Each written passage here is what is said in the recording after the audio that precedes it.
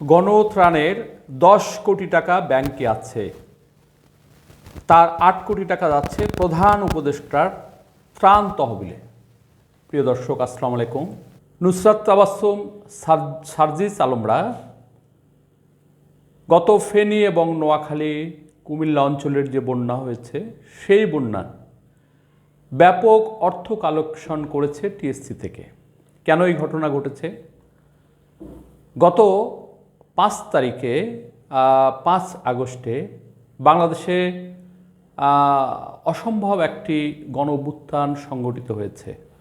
ছাত্র জনতার তীব্র গণ আন্দোলনের ফলে বাংলাদেশ থেকে ফাঁসিবাদী নেত্রী শেখ হাসিনা ভারতে পলায়ন করেছে। এটা একটি অভাবনীয় কাণ্ড। এটার পরপরই বাংলাদেশে একটি ভয়াবহ বন্যার কবলে পড়ে। মানুষের মধ্যে একটি সংহতি তৈরি হয়েছিল এই ছাত্র জনতার যে আন্দোলন, সেই আন্দোলনের ফলে। আপনারা নিশ্চয়ই জানেন, গত ১৫ বছরে ফাঁসিবাদী সরকার বাংলাদেশে প্রত্যেকটি সেক্টরে তারা অন্যায়, জবরদস্তি, অর্থ লুটপাট এবং সমস্ত জায়গায় তারা মানুষকে বিপদে ফেলেছে। তারা সিন্ডিকেট তৈরি করেছে, সেই সিন্ডিকেট থেকে লাখ লাখ টাকা তারা হাতিয়ে নিয়েছে, সাধারণ মানুষকে বিপদে রেখেছে। তারা ৮০,০০০ কোটি টাকা নতুন করে ছাপিয়েছে, মুদ্রাস্ফীতি তৈরি করেছে, মানুষ বিপদে পড়েছে। ফলে এই অসহনীয় একটি সরকারকে উচ্ছেদের কারণে যারা বুক পেতে দিয়েছে, যারা জনতার সম্মুখ ভাগে দাঁড়িয়ে যারা অকাতরে জীবন দিয়েছে, তাদের প্রতি মানুষের যে সিম্প্যাথি, ভালোবাসা, সেটা অসম্ভবভাবে এগিয়েছে বা অসম্ভব একটা আকুতির সৃষ্টি করেছিল। যার কারণে যখন কুমিল্লা এবং নোয়াখালীতে বন্যা হয়, লক্ষ লক্ষ মানুষ সেখানে বন্যা কবলিত হয়ে দুর্দশায় পড়েছিল। তাদের গবাদি পশু ভেসে গেছে, বাড়িঘর ভেসে গেছে, তারা অনাহারে সেখানে লড়াই করছে। এই সমস্ত কারণে মানুষের অসম্ভব একটি সিম্প্যাথি তৈরি হয়েছে এবং যারা সংবাদকর্মী, তারা সেই সংবাদ পরিবেশন করেছে, সারা দেশের মানুষ সেটা ভালো করে জেনেছে এবং টিএসসিতে গণচাঁদা সংগ্রহের একটা আয়োজন যখন হয়েছে, তখন ছাত্ররা সেখানে তাদের স্কুলে যাতায়াতের সময় অর্থ বাঁচিয়ে, তারপরে সাইকেল কেনার জন্য তারা ব্যাংকে টাকা জমা রেখেছে, মাটির ব্যাংকে, সেটা ভেঙে দিয়েছে।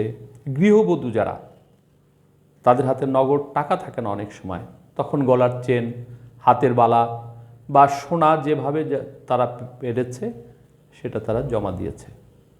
রিক্সা চালক সারাদিন ব্যাপী রিক্সা চালিয়ে ফেরার সময় টিএসসিতে এই অভাবনীয় ঘটনা তাকে আবেগ আপ্লুত করেছে, যার কারণে সে শুধুমাত্র রিক্সার ভাড়াটি গ্যারেজে দিয়ে বাদবাকি সমস্ত টাকা সে ত্রাণ তহবিলে যোগান দিয়েছে।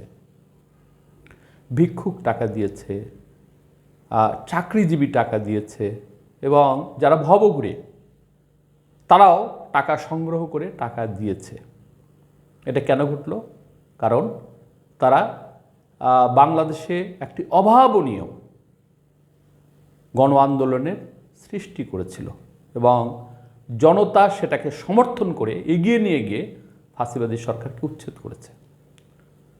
তো সেই টাকা সেটা সরাসরি সেই আত্মমানবতার যে মানুষ, তাদের হাতে পৌঁছে দেওয়া, সেই সময়ে বন্যার যে টাকা সেটা তাদের হাতে পৌঁছে দেওয়া ছিল প্রধান কাজ। এবং দেশের মানুষ জানে যে একমাত্র এই টিএসসিতে বৈষম্য বিরোধী ছাত্র আন্দোলনের ডাকে যে ত্রাণ তহবিল, সেই ত্রাণ তহবিলেই যদি টাকাটা দেওয়া যায় তাহলে সরাসরি তারা পাবে। কিন্তু পরবর্তীতে যেটা দেখা গেল যে বন্যার পরপরই তারা বিভিন্ন জেলায় জেলায় দামি গাড়ি করে গিয়ে মত বিনিময় সভা পরিচালনা করছে। তাদের চলাফেরা, খাওয়া দাওয়া, ওঠা বসা এবং তাদের বক্তব্য একটা ভিন্নতা লক্ষ্য করেছে জনসাধারণ। সেটাও ব্যাপার ছিল না। কিন্তু যখন পত্রিকায় প্রকাশ হয়েছে বা মানুষ প্রশ্ন তুলেছে যে সম্পূর্ণ টাকা সেখানে দেয়া হয়েছে কিনা, তার একটি হিসাব তারা চেয়েছে। কিন্তু ইতিমধ্যেই দেখা গেল যে তারা ব্যাংকে জমা রেখেছে প্রায় 9 কোটি টাকার উপর। তখন তারা সেটা প্রশ্ন করেছে যে যখন প্রয়োজন তখন টাকাটা দিচ্ছেন না, দিলেন না কেন? টাকাটা কেন ব্যাংকে জমা রেখেছেন? যারা যারা টাকা জমা দিয়েছে তারা এই বিষয়ে কনসাস হয়েছে এবং তাদের পক্ষে বিপক্ষে সমস্ত মানুষ এটা নিয়ে সরব হয়েছে। সেই সময়ে দেখা গেছে কিন্তু যে রাজনৈতিক দলের নেতাকর্মী যারা নিয়মিত আত্মমানবতার সেবায় যারা মানুষের কাছে অর্থ সংগ্রহ করে সেই সমস্ত জায়গায় বিলি করে, তারাও নেমেছিল। এবং বিভিন্ন মসজিদ কমিটি, আমি নিজে দেখেছি যে আমার পাড়ার যে মসজিদ কমিটি, তারা একটি মাইক নিয়ে ওখানে বসায় দিয়েছিল। প্রায় 1.25 লক্ষ টাকা তারাও পেয়েছে। তার মানে মানুষের মধ্যে এই যে একটা মানে গণজাগরণের সৃষ্টি হয়েছিল মানুষের প্রতি, মানুষের যে দায়বোধ, সেখান থেকে মানুষ কিন্তু টাকাটা দিয়েছে, একটা বিশ্বাসের জায়গা থেকে দিয়েছে এবং যারা বিপদে পড়েছে তাদেরকে সহযোগিতার জন্য টাকাটাই দিয়েছে। তো সেই টাকা নির্দিষ্ট সময়ে পৌঁছেনি বা তারা দিতে পারেনি, সেটার ব্যাখ্যা কিন্তু তারা তখন দেয়নি। যখন এটার প্রশ্ন উঠেছে তখন তারা বলেছে যে এই টাকাটা বাস্তবে আমরা বন্যা পরবর্তীতে পুনর্বাসনের কাজে লাগাবো। অনেকের প্রশ্ন করেছে যে আমরা তো আপনাদেরকে পুনর্বাসনের কাজে দেইনি, যারা বিপদে পড়েছে তখন দিবেন, আর 9 কোটি 10 কোটি টাকা দিয়ে আপনারা কি পুনর্বাসন করবেন, প্রশ্ন উঠেছিল। ফলে তারা স্বচ্ছ একটা জবাব দিতে পারেনি এবং বিশ্বাসের সেটা ঘাটতি হয়েছে, তারা চাপে পড়েছে এবং অনেকে এটা নিয়ে বাঁকা প্রশ্ন তুলেছে। প্রিয় দর্শক, তো এবার যেটা হয়েছে যে কুড়িগ্রাম অঞ্চলে, বিশেষ করে কুড়িগ্রাম, লালমনিরহাট, নীলফামারী, রংপুর, এই গোটা অঞ্চলে তিস্তার ব্যারেজ বা গজলডোবায় ভারত পানি ছেড়ে দিয়েছে। ফলে এই অঞ্চল একদম ভেসে গেছে। এটা বারবার অল্প বিস্তর হয়, কিন্তু এবার এটা অনেক বেশি হয়েছে। কিন্তু এটা নিয়ে সরকারের বা অন্য কোনো রাজনৈতিক সংগঠন বা বিশেষ করে বৈষম্য বিরোধী ছাত্র আন্দোলন কিন্তু এটা নিয়ে টিএসসিতে আর ত্রাণ তুলছে না। তো এটা নিয়ে প্রশ্ন উঠেছে এবং সেই প্রশ্নের ফলে তারা কিন্তু সেই টাকাটা এবার প্রধান উপদেষ্টার ত্রাণ তহবিলে সেটা জমা দিয়েছে। প্রিয় দর্শক, আমি সেটা একটু পড়ছি বিস্তারিত যে কি অবস্থা সেটা। ঢাকা বিশ্ববিদ্যালয়ের ছাত্র শিক্ষক কেন্দ্রে বন্যার্তদের জন্য গণত্রাণ সংগ্রহ কর্মসূচিতে ত্রাণ কার্যক্রমের হিসাব সংক্রান্ত নিরীক্ষা প্রতিবেদন প্রকাশ করেছে বৈষম্য বিরোধী ছাত্র আন্দোলন। প্রতিবেদন অনুযায়ী গণত্রাণের 9,51,213 টাকা দুটি ব্যাংক হিসেবে সংরক্ষিত আছে। এর মধ্যে 8 কোটি টাকা ত্রাণ মন্ত্রণালয়ের মাধ্যমে প্রধান উপদেষ্টার ত্রাণ তহবিলে জমা দেয়া হবে। বাকি 1,91,00,000 টাকা দেশের উত্তরাঞ্চলে বন্যা কবলিত জেলাগুলোর মানুষের জন্য খরচ করা হবে। মঙ্গলবার রাত্রে টিএসসি মিলনায়তনে বৈষম্য বিরোধী ছাত্র আন্দোলনের সংবাদ সম্মেলনে এসব তথ্য তুলে ধরা হয়। ত্রাণ কার্যক্রমের হিসাব সংক্রান্ত নিরীক্ষা প্রতিবেদন প্রকাশ সহ উত্তরবঙ্গের ত্রাণ কার্যক্রম এবং সার্বিক পুনর্বাসন প্রক্রিয়া নিয়ে এই সংবাদ সম্মেলন ডেকেছিল বৈষম্য বিরোধী ছাত্র আন্দোলন। প্রিয় দর্শক, তারা কিন্তু এই টাকা দেওয়ার মধ্যে বাস্তবে মানুষের যে প্রশ্ন তৈরি হয়েছিল সেই প্রশ্ন থেকে তারা কিন্তু মুক্ত হলেন। অনেকেই বলেছে যে তাদের এরকম উদ্দেশ্য ছিল না। হ্যাঁ, উদ্দেশ্য থাকতে পারে না, ঠিক আছে, উদ্দেশ্য হয়তো নেই, তারা হয়তো টাকাটা রেখেছিল, সঠিক সময়ে দিতে পারেনি বা দ্রুতই সময় শেষ হয়েছে সেই কারণে, এবং পরবর্তীতে তারা টাকাটা খরচ করার জন্য। কিন্তু সব মানুষই তো সেইভাবে সেটা নিবে না, কারণ এই টাকাটা দেয়াই হয়েছিল মানুষের সেবার জন্য বা সেই সময় মানুষ যে বিপদগ্রস্ত হয়েছিল সেটার জন্য। তো আরও এখানে একটু কথা, ত্রাণ সংগ্রহ কার্যক্রমে কোনো ধরনের অস্বচ্ছতা পাওয়া যায়নি বলে জানান চার্টার্ড অ্যাকাউন্ট আজিজ হালিম খায়ের চৌধুরী ও অডিটর গোলাম ফজলুল কবির। সংবাদ সম্মেলনে তারা বলেন, মোট 11,69,84,420 টাকার তহবিল সংগ্রহ হয়েছিল। এর মধ্যে 9,85,15,425 টাকা নগদ এবং বাকি টাকা mobile banking, price bond, dollar ও অন্যান্য মাধ্যমে আসে। এর মধ্যে মোট খরচ হয়েছে 1,78,33,207 টাকা। বর্তমানে ব্যাংকের দুটি অ্যাকাউন্টে 9,91,91,51,213 টাকা রয়েছে।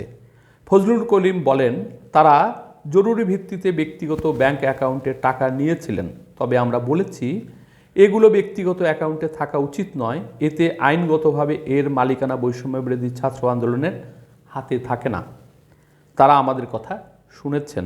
সংবাদ সম্মেলনে বৈষম্যবিরোধী আন্দোলনের অন্যতম সমন্বয়ক ও জাতীয় বন্যা পুনর্বাসন কেন্দ্রের সদস্য লুৎফর রহমান বলেন, আমরা এই টাকাটা দুভাবে খরচ করার সিদ্ধান্ত নিয়েছি। 8 কোটি টাকা ত্রাণ মন্ত্রণালয়ের মাধ্যমে প্রধান উপদেষ্টার ত্রাণ তহবিলে দেওয়া হবে। ইতিমধ্যে উত্তরবঙ্গের বন্যা কবলিত জেলাগুলোতে আমাদের ত্রাণ কার্যক্রম শুরু হয়েছে। সোমবার রাতে আমাদের 5টি টিম সেখানে গেছে। সেখানে জেলা প্রশাসন ও ছাত্র প্রতিনিধিদের মাধ্যমে আমরা আমাদের ত্রাণ কার্যক্রম পরিচালনা করব। আগামীকাল থেকেই সেটি শুরু হবে। প্রিয় দর্শক, তার মানে এর একটা সুষ্ঠু বিহিত হলো। আমি মনেই করি যে বৈষম্যবিরোধী ছাত্র আন্দোলনের যারা নেতৃস্থানীয় বিশেষ করে 6 জন, নাহিদ ইসলাম, হাসান মাহমুদ, নুসরাত তাবাসসুম, আবুল বাকের, সার্জিস আলম, এরা যদি প্রশ্নবিদ্ধ হয় তাহলে 5 আগস্টের যে আন্দোলন বা যে অভ্যুত্থান সেটা প্রশ্নবিদ্ধ হবে। ছাত্র জনতা তাদেরকে সামনে রেখেই তারা একটি মহান গণ অভ্যুত্থান তৈরি করেছিল। তো তাদেরও বয়স কম, বা তারা যেটা মেরে দেওয়ার উদ্দেশ্যে রেখেছে সেটা সঠিক নয়। তারা বাস্তবে এটা রেখেছে, তারা ব্যাখ্যা দিয়েছিল যে আমাদের নাম সহ ঢাকা বিশ্ববিদ্যালয়ের একজন টিচারের নামে আমরা যৌথ অ্যাকাউন্টে টাকাটা রেখেছি। টাকাটাকে ইচ্ছা করলেই কেউ তুলে নিতে পারবে না, এটা ঠিক, কিন্তু এর ম্যানেজমেন্ট সম্পর্কে তারা বুঝতে পারেনি। যার কারণে, এবং তাদের তো সারা দেশে কোনো নেটওয়ার্ক নাই, মানে বৈষম্য বিরোধী ছাত্র আন্দোলনের যে নেটওয়ার্ক, অন্যান্য ছাত্র সংগঠন, ছাত্রদল, ছাত্র শিবির, ছাত্র ফ্রন্ট বা অন্যান্য ছাত্র সংগঠনের যেমন নেটওয়ার্ক আছে বা তাদের ডিস্ট্রিক্ট কমিটি, থানা কমিটিগুলো আছে, তারা ইচ্ছা করলেই কোনো একটি ত্রাণ কার্যক্রম সঠিকভাবে সেটা করতে পারবে। কিন্তু বৈষম্য বিরোধী ছাত্র আন্দোলন তো সেটা নেই। ফলে তাদের যেটা করতে হতো তখন সেটাই এখন করেছে। আমি আশা করি মানুষের মধ্যে যে প্রশ্ন তৈরি হয়েছিল সেই প্রশ্ন তারা মিট আপ করতে পেরেছে এবং তারা এই দায় থেকে মুক্ত হয়েছে। ভবিষ্যতে আবারও কোনো দুর্গত অঞ্চলে বা কোনো ত্রাণের জন্য তারা যদি আবারও টিএসসিতে আসে তো মানুষ একই রকমের সাড়া দেবে বলে আমি বিশ্বাস করি। দর্শক, আজকে এই পর্যন্তই। সকলে ভালো থাকবেন। আল্লাহ হাফেজ।